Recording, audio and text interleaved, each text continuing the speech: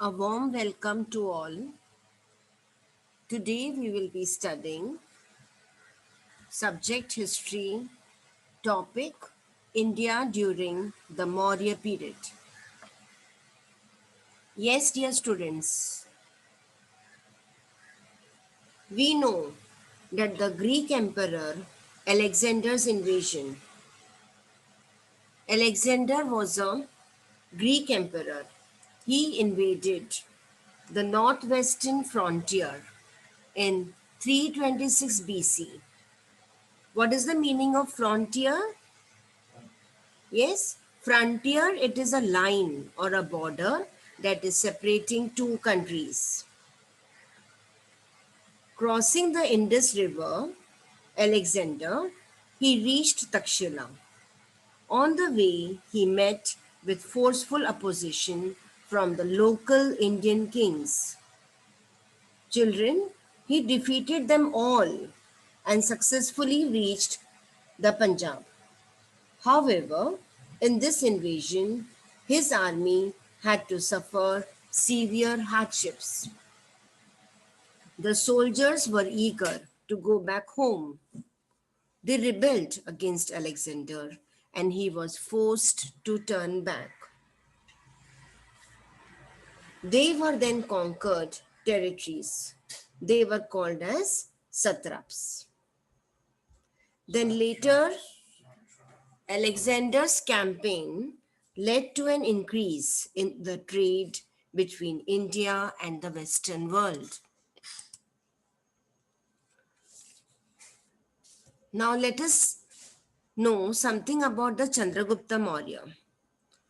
Chandragupta Maurya, he founded the Maurya Empire and people were tired of the tyrannical rule of the Nanda king.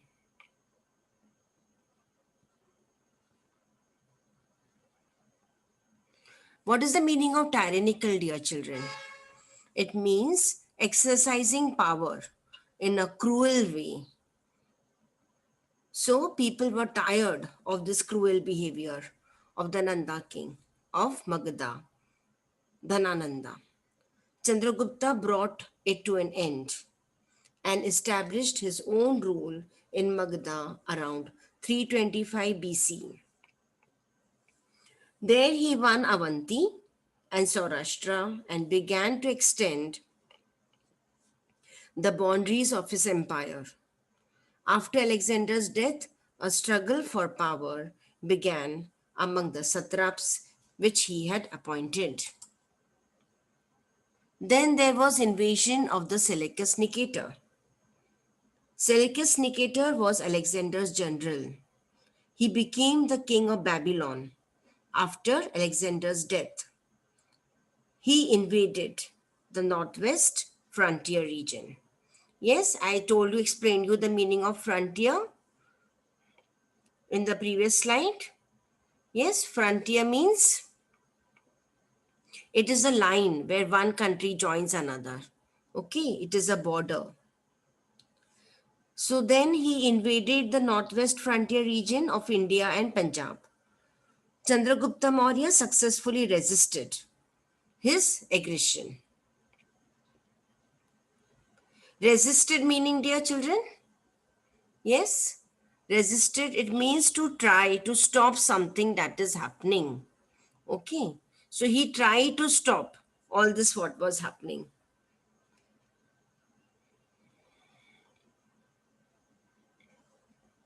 Resisted this aggressive behavior. Aggressive means who are always fighting, always arguing. Okay. Then the defeat of the Seleucus Nicator led to the inclusion of the northwest region of Kabul. Next, let us study something about the king Ashoka. After Chandragupta renounced the throne.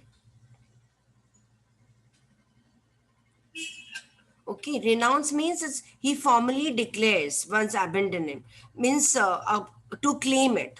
Okay, so when he claimed the throne, he was succeeded by his son Bindusara. After Bindusara's death, his son Ashoka succeeded to the throne in 273 BC.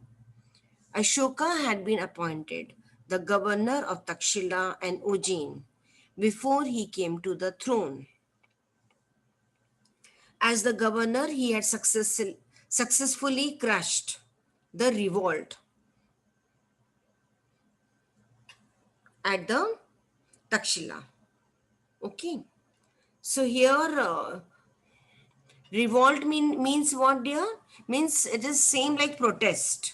Okay. Like often violently against some person or the people, someone who is in power. Okay. So he protested. So as the governor, he had successfully crushed the revolt, means he protested at Takshila.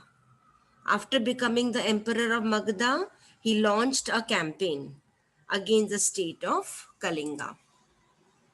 Next, here we can see what he had extended. See over here. Okay. These are all the states till Punjab. All these places he had invaded. Next is about the Kalinga War. Ashoka was deeply moved by the bloodshed of the Kalinga War. He decided never to wage to war again. He came to believe that truth, non-violence, compassion, and forgiveness, they were all important values.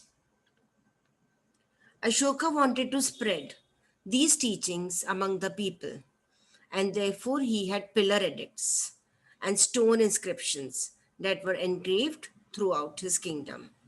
These writings, they were in Brahmi script. Okay, so this was all about the Kalinga War. Now, what is about the art and architecture? We have the finest example of the Ashoka art, that is the Ashokan pillars that he erected. Then there was the lion capital. Yes, we know, we have seen the lion capital with the four face. The art of rock and the cut and sculpture, they were all promoted. Then the pillars by Ashoka, they are also excellent specimens of the Indian sculpture. The chakra or wheel on the Ashoka pillar at Sarnath, it has a place of honor on the Indian national flag. The pillar has lion on all four sides, but only three are visible from the front. So this is all about the art and literature about the Mauryan period. I shall end my class here. Thank you, students.